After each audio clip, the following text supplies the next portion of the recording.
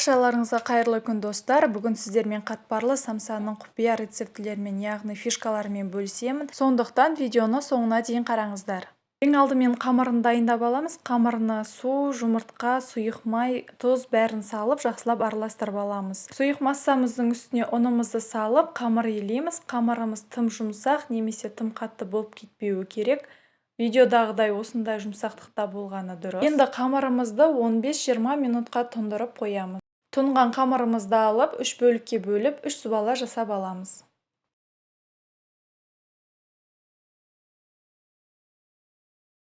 Мен қамырларды қолмен жайып алдым бірінші.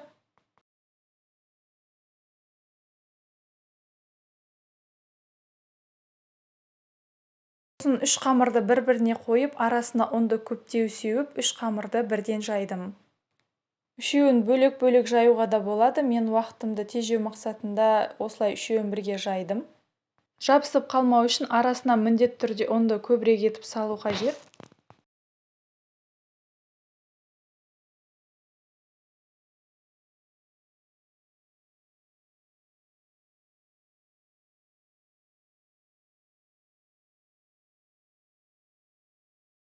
Енді қамырларымызды шетінен осылай бүктеп-бүктеп бір шетке ала тұрамыз.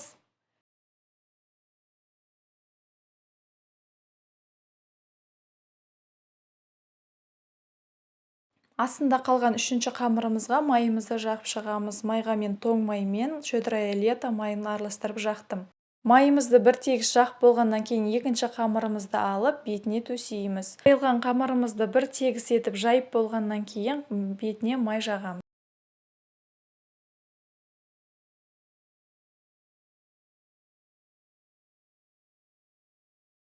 Үшінші қамырымызды да дәл солай бетіне қоямыз.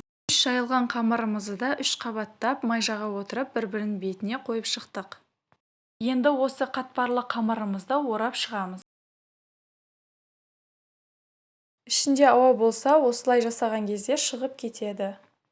Сосын ұлу сияқты етіп ораймыз. Бұрап видеодағыдай орайсыздар. Қамыр сонда тығыздалады. Қатпарлы қамырымызды морозильникке 1 сағатқа қоямыз. Сол аралықта салмасын дайындаймыз. Салмасына фарш, пияз, картоп, тұз, бұрыш барлығын салып, жақсылап араластырып аламыз.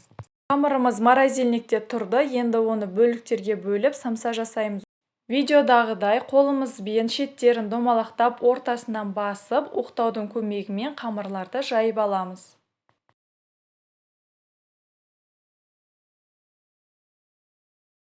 Енді салмасын салып, самсаларды түйеміз. Шеттерін бір-біріне жабыстырып алып, видеодағыдай бір шетінен бастап, осылай әдемілеп отырып өреміз.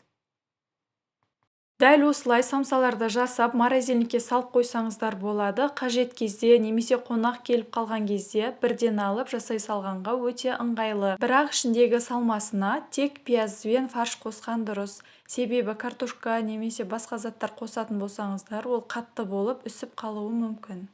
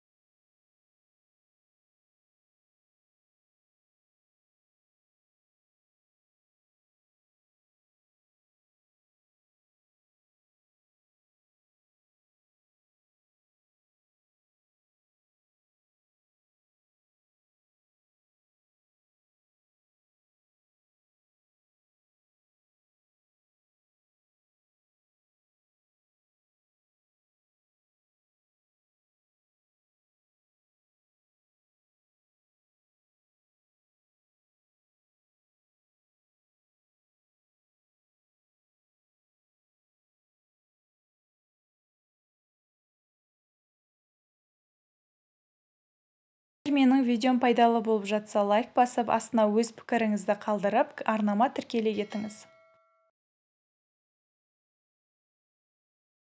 Енді самсамызды әдемілеп тұрып, жұмыртқаның сары-уызын жағамыз. Және де әрлеуге өзіңіз қалаған күнжіт, черный тмин дәнін немесе мақ қосып істесеңіздер болады. Мен черный тымен дәнін септім. Енді кереметтей қатпарлы самсаларымызды пеште пісіріп аламыз. Осымен қатпарлы самсаларымыз дайын. Каналыма тіркелуді ұмытпаңыздар. Назарларыңызға рахмет. Сіздермен болған Арайлым.